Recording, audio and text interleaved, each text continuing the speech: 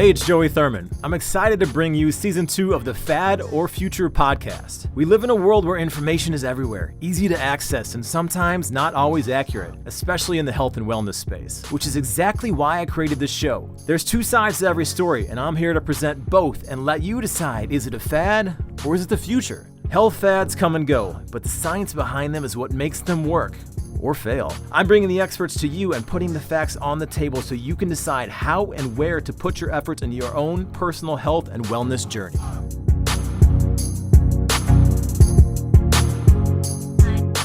Thank you to Third Wheel Podcast Studio in LA for the great editing work on our show every week.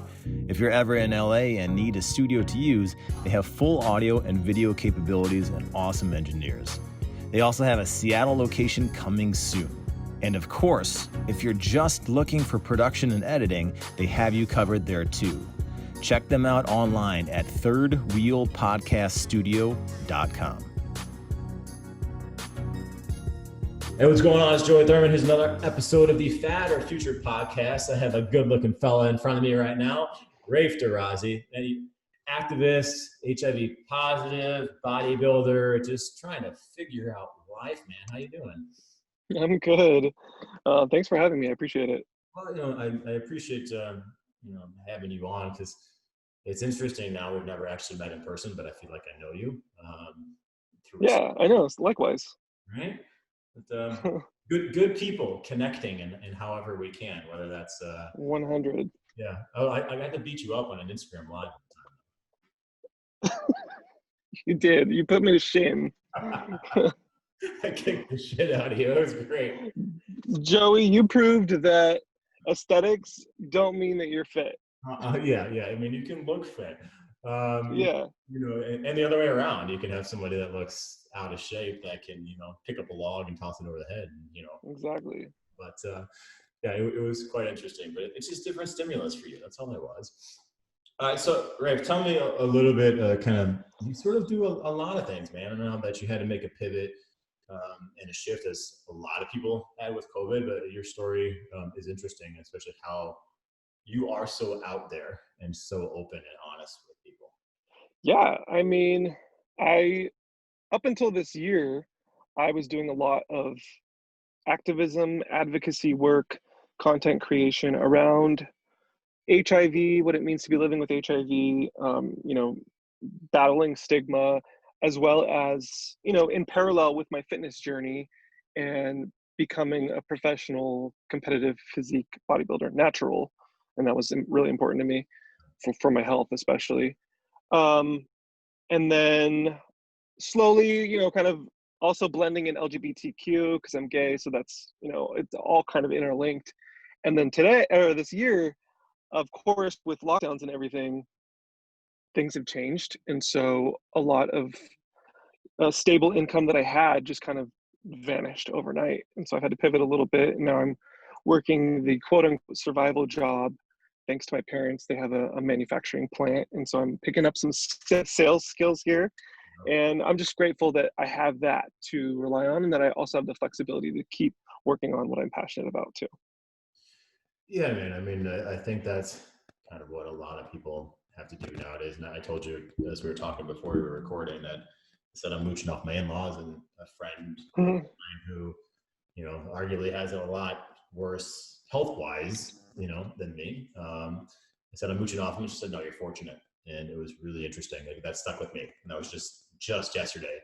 And I kid, but it is nice to be able to have that fallback of friends and family and people that you love, especially nowadays. So now why do you feel so passionate about like an HIV activist? Because you don't really see that often, honestly. And I think people feel like HIV is kind of gone. It's not there anymore. I even think there was a South Park episode about it years ago where I don't know, Cartman or somebody like that, they had HIV and Totally. It's not something that's in the forefront now. So, why do you feel like that is? And if I'm speaking out of turn, let me know if that's kind of one of your missions in life. Yeah. And you basically summed it up in that there isn't a lot of visibility for it currently. And the fact that people are very much miseducated about where we're at with the epidemic now. And there's kind of a spectrum of both extremes where some people think, oh, there's a cure, people are fine, it's not an issue, we don't have to talk about it anymore. Then there's the other extreme that's like still living in the 80s mentality of what that looked like and how scary it was and basically meant that you're going to die. And so I'm trying to bring people to the middle to understand that there's a lot more going on now. I've always been very open in general, and I'm not really a private person in that sense that I'm willing to talk about myself and be personal and vulnerable with myself really easily. And if I ever feel like I can't do that, then that's difficult for me and I have to kind of rectify that. And I kind of felt that way with HIV, and I'm like, okay, I have to go beyond that and really push the conversation because I need to feel free to just like be myself, especially if I'm on social media and stuff like that.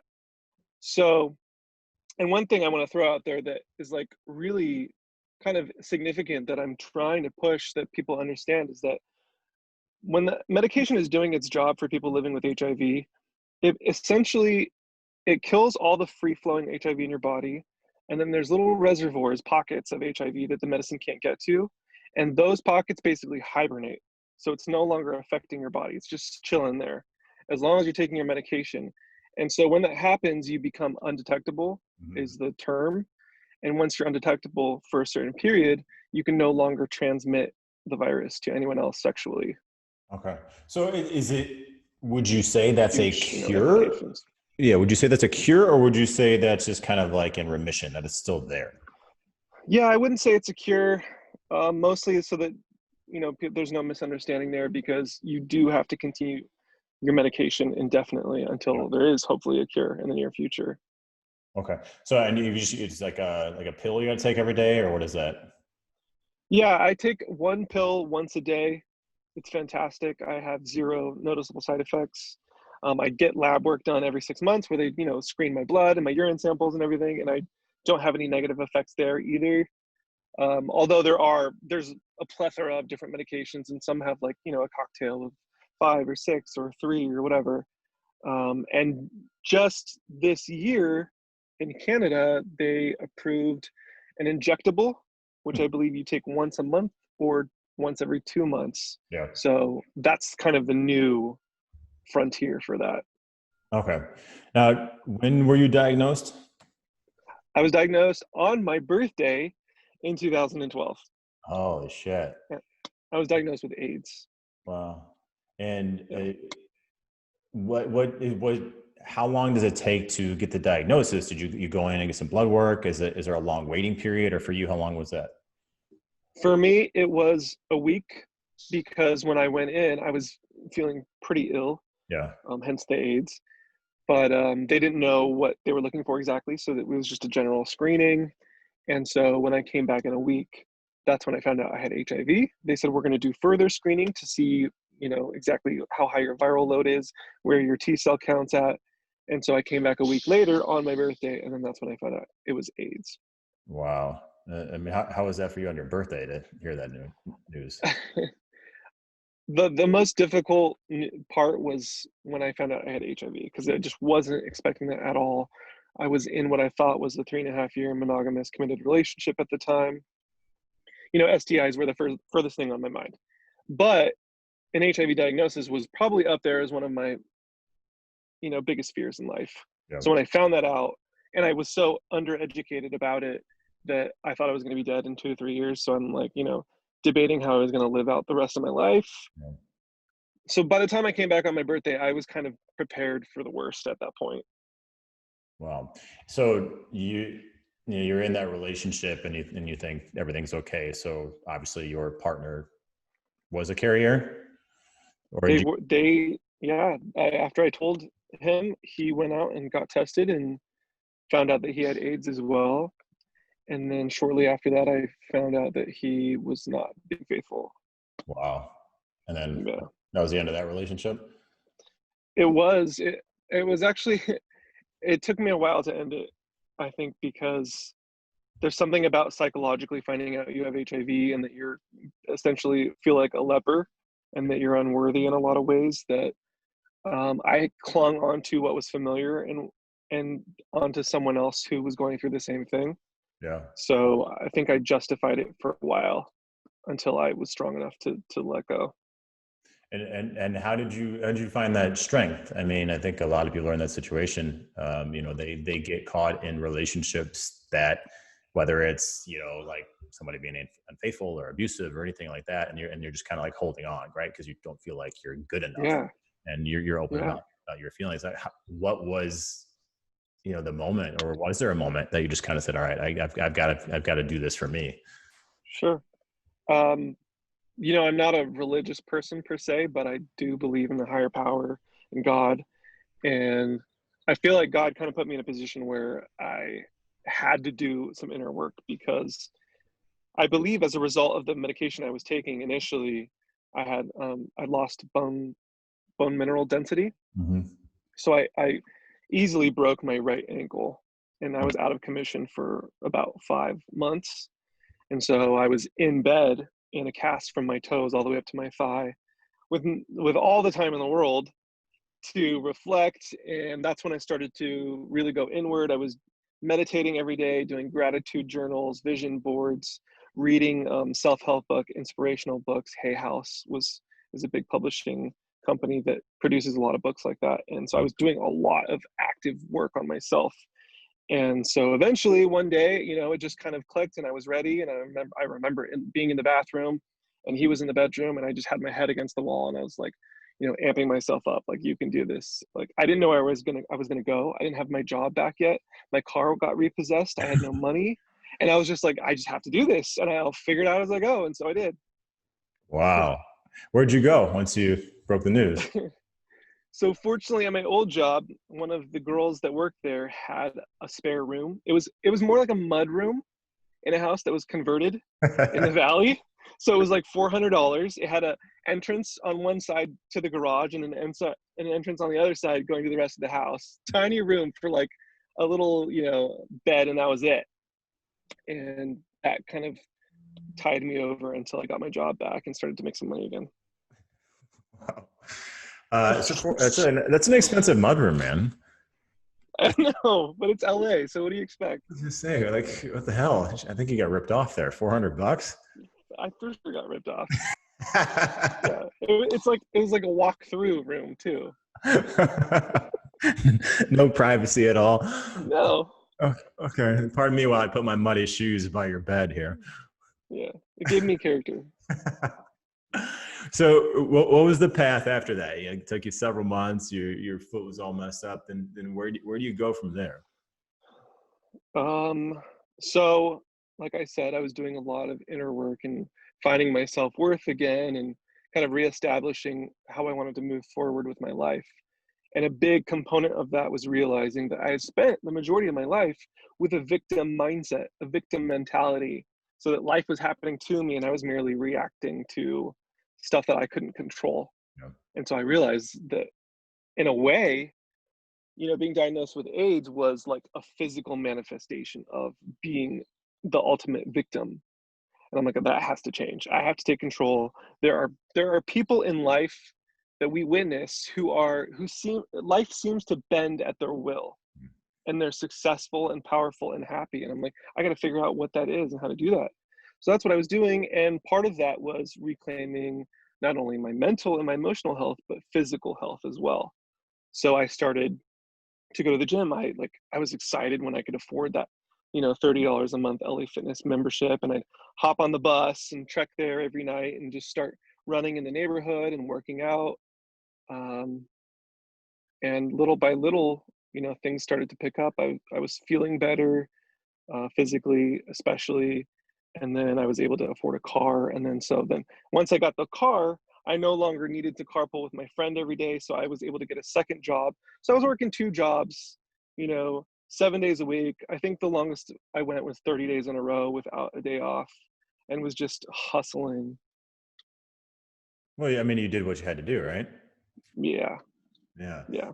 So I mean, and then you started working out, and how was that? As you said, your bone mineral density was down. Uh, Yeah. did you start having a lot of joint problems when you started working out? I'm sure they put you on a bunch of different, cocktails of medications. what's the point when you started like, okay, I'm gonna start working out and become a natural bodybuilder and shaping my body? Because if anybody listening to this, if a professional bodybuilder is the IFBB guys, those guys are juiced beyond belief. Yeah. It's no secret, but Yeah. they work very hard, but they're juiced like crazy. Mhm. So how was it when you started working out? I mean, you gotta feel kind of drained if you're on all sorts of medication and your mineral density is down. Yeah, and I think it was a blessing that I didn't know at the time that that medicine, Atripla, was having that effect on me. I didn't know. It didn't occur to my doctor at the time either. I think it was relatively new, but it had a ton of side effects. I mean, like hallucinations and waking up in the middle of the night, vivid dreams, and just sorry about Yeah. that. Oh. And so let's see, where was I going to start with that? Yeah, so working out, I think probably helped actually strengthen my body and even my bones to push enough that I was strengthening my body without breaking anything. And I eventually switched off of that medicine, so it just became a non-issue after a while. And I really didn't know what I was doing in the beginning. I would hop from machine to machine and I would look at the little diagram on there and do that a few times until I felt tired and then move on to the next. And that was it. You did the old man workout, right? They just Yeah, go machine to it was so machine good. and they assume that's set up how you're supposed to work out. So they do. Yeah, yeah. I'm like, why else would they set it up this way? It just makes sense. So that's how I did it. And I had never squatted or benched or deadlifted Yeah. in my life. Well, maybe a couple times in high school, but I didn't know what I was doing then either. And eventually, I think just seeing my sheer will and focus in the gym, one of the trainers, who is exactly how you would describe an IFBB bodybuilder, Yeah. huge, jacked, obviously on steroids, pulled me aside one day and he said, "Hey, I'd love to train you. I see what you're doing. You're really putting in the effort, and I would love to like show you the ropes." And I was like, "Yeah, please. I need the help."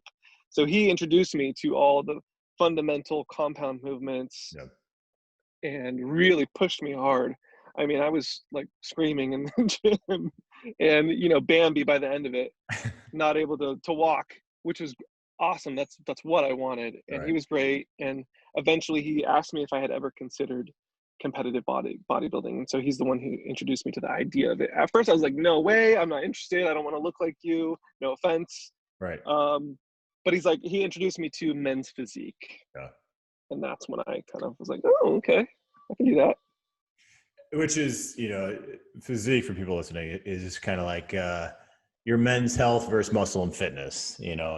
You're not Yeah, completely 300 pound, look like a cartoon supervillain, but yeah, looking good and pretty shredded. And then natural is something else. I mean, I did 3 uh, physique contests myself. They didn't test us, so let's just say I'm not quite sure how many of those people were natural. But anyways, yeah. I got top 10 in all 3. But Well, that's impressive. it's interesting. Well, and I'm 6'3", so I'm a big dude. So most like Yeah, are like 5'10". shorter. But if you ever want to see an interesting thing, go into the bathroom before a bodybuilding contest and look at the toilet seats, because they are nothing but like orange from spray tan and just have Yeah, aspirins. I mean, yeah. It gets everywhere too, and it smells. I hate it. it's nasty. Just You're God. you're in the back with all these guys that are just jacked. They're all doing like push-ups and band curls and eating marshmallows and Skittles and peanut butter And cookies. nobody's wearing deodorant because you're not No. allowed to. It turns the tanner green, Oh so God. everybody smells of BO. Uh-huh. They're all dehydrated like Yeah, crazy. They're all in a bad, so they look their best, but they actually feel their worst. And then the spray tan is going on and back. Oh my God, it is just, yeah. What you see nothing on like it. stage is not what's happening backstage. I mean, I was popping chocolate marshmallows and like trying to do like curls and push-ups and Rice things. crackers Yep. with a dry mouth.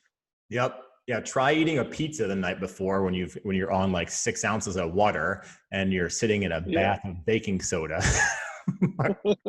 just Try to it's carb up. ridiculous. We just went off on a tangent there, but yeah, bodybuilding physique contests, they are there's something else. That's for sure.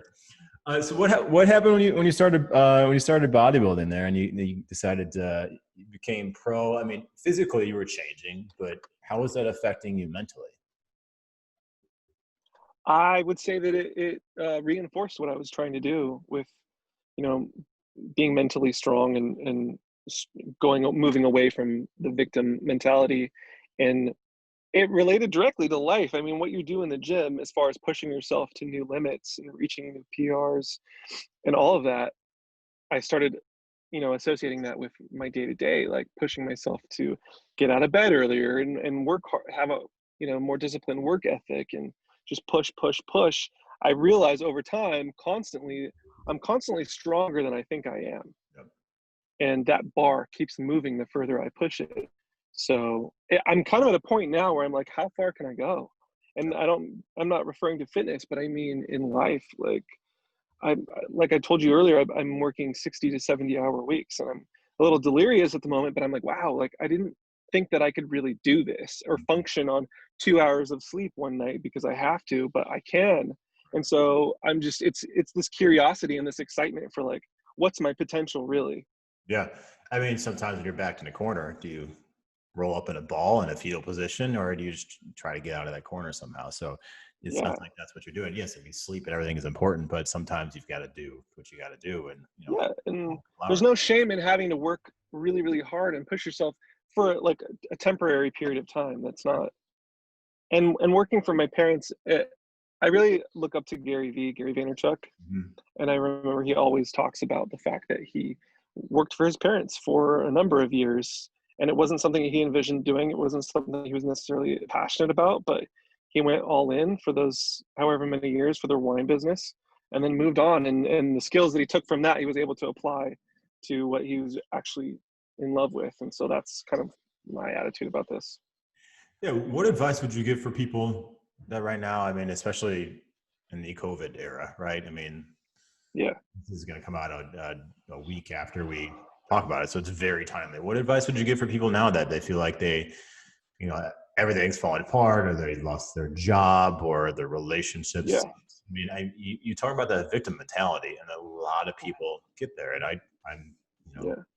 I suffer with depression, as I'm very honest about that too. And, how do you kind Hmm. of move through that or even live with it? Yeah, and what you just said at the end is so key. It's so important to, first of all, acknowledge the way that you're feeling and acknowledge those feelings and validate them. The last thing we want to do is shove that under the rug and pretend it's not there. It's so important to take the time and the attention for that and to not judge it. Yep. And then to also be willing to say, okay, that is what it is, but it doesn't impact my decisions moving forward. Um, and so, I mean, things are changing literally on a day-to-day basis, sometimes hour by hour. When I have the news on, it's like, wow, okay, Yep. stuff's going on. There's headlines every day at this point.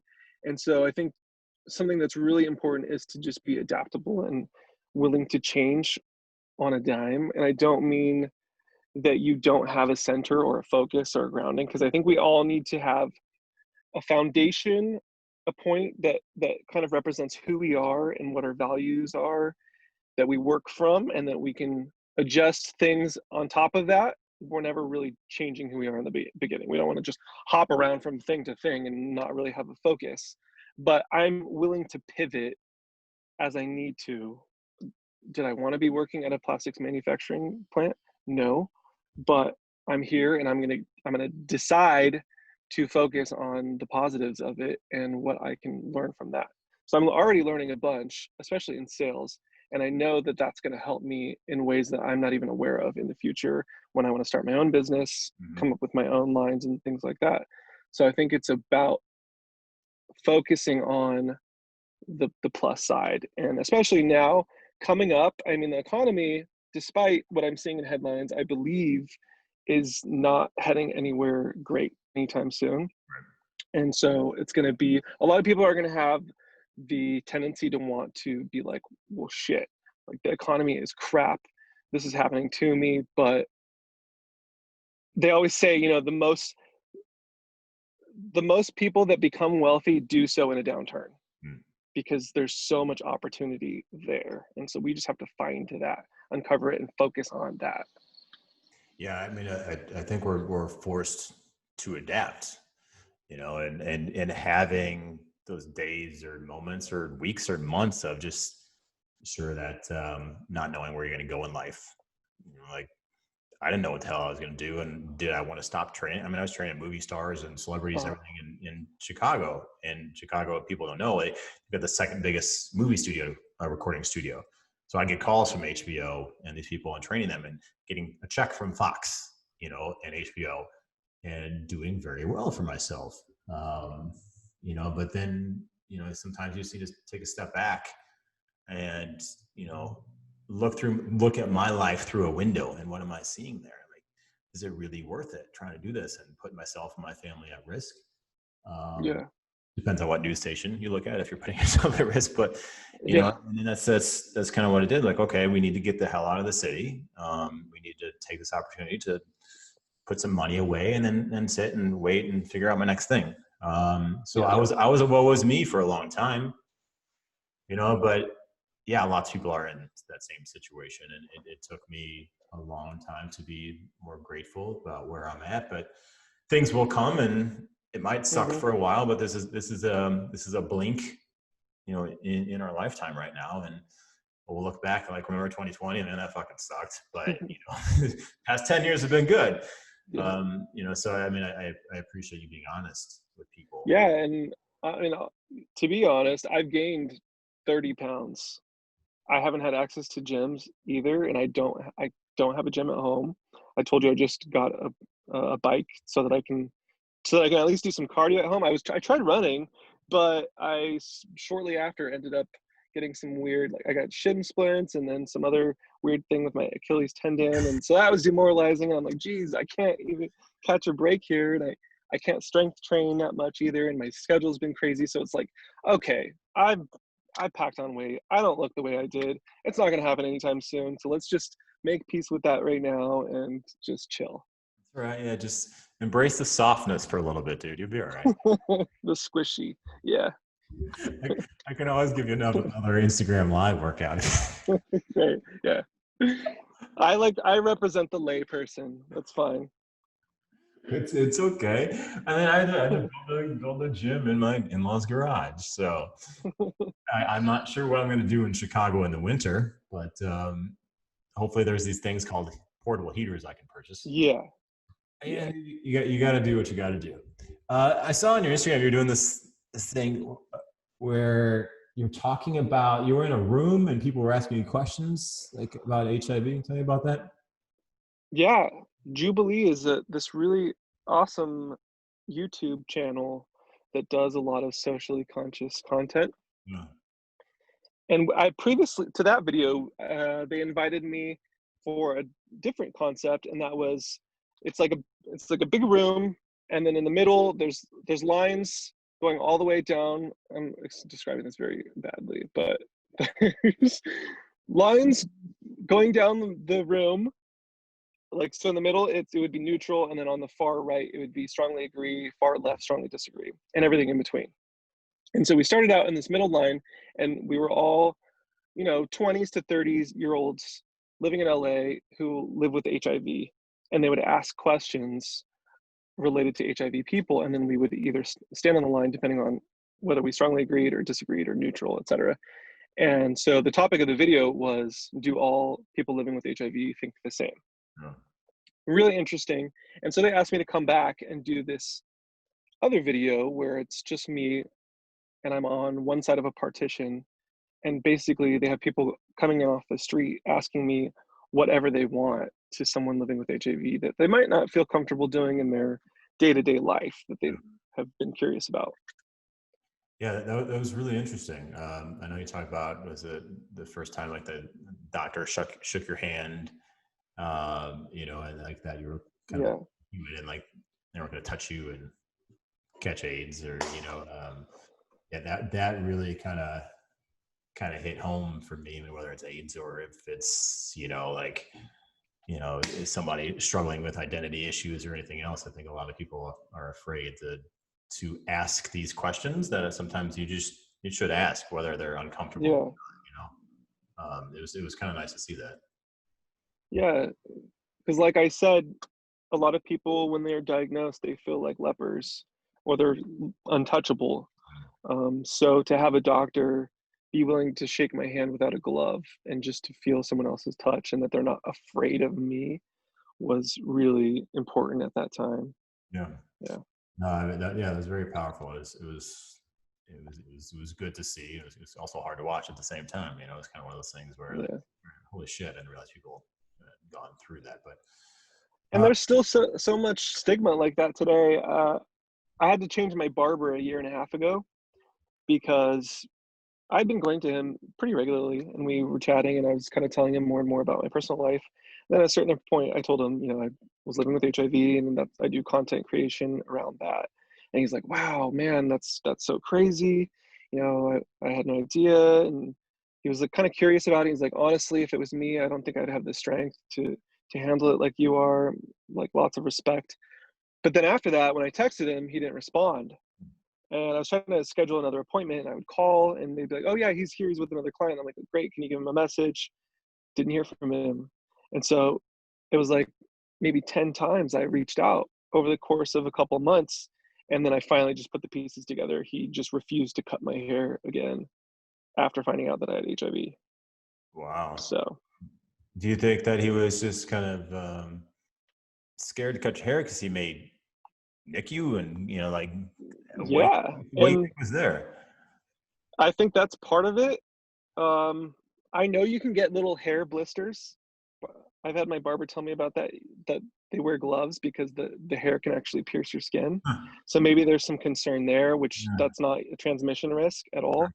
And even my new bartender told me, because he's friends with me on social media too. So sometimes his clients will see me, and he had one client say, "Hey, I noticed one of your other clients has HIV. Aren't you worried about that? Cutting his hair?" So it's definitely out there Right. that people are still worried about that. Well, that's something I never would have even thought of. Same. It's pretty insane. That's crazy, man.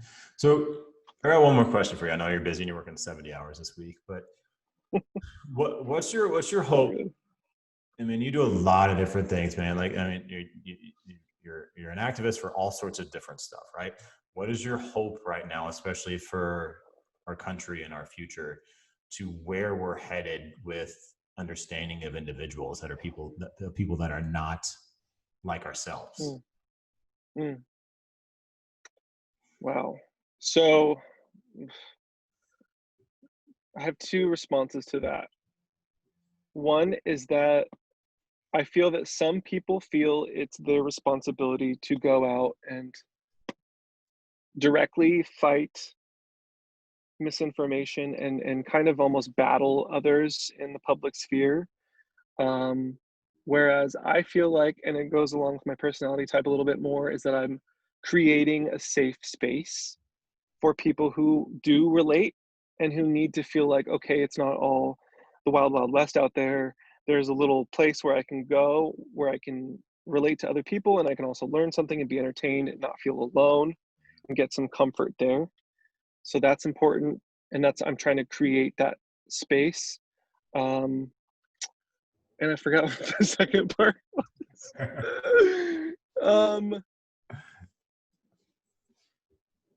Yeah, I completely blanked. It's a tough question, man, and it's not an Okay, easy. ask me the question again. I think it'll pop up.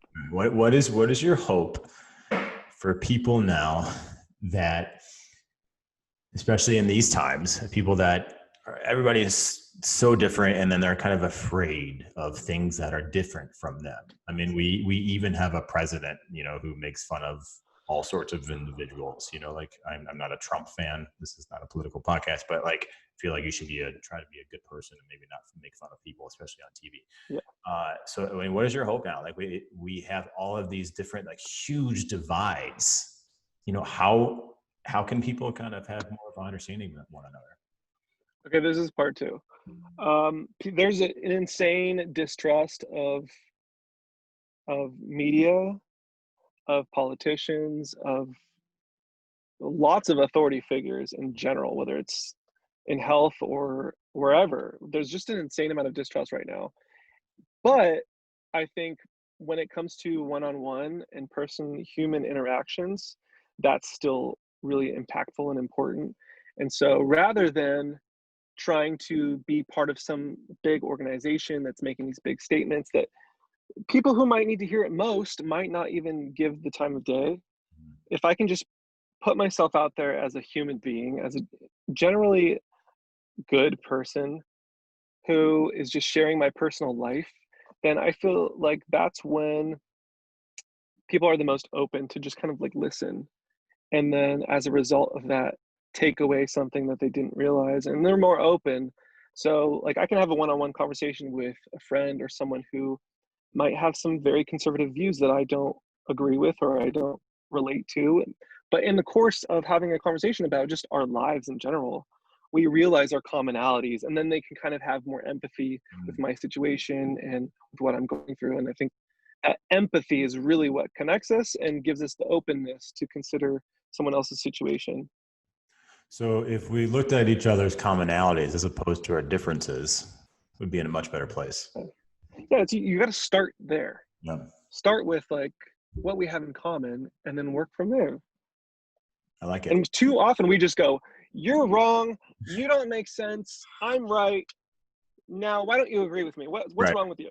Yeah. And then go post about it and then find everybody else that just agrees with you and then Yeah, block the other people that don't agree with you. exactly. And I can't be part of that conversation. It's not even a conversation. All right, Raif. Thanks for coming on. Where can people find you? They can find me, my name, Raif Derrazi, kind of weird to spell, RAIFDERRAZI, on Instagram, YouTube, Twitter, all over. All over. All right. Well, I appreciate you coming on, my friend, being open and honest. I'm Joey Thurman, another episode of the Fatter Future Podcast. Remember, don't be a fatty, FADDY. Be a part of the future.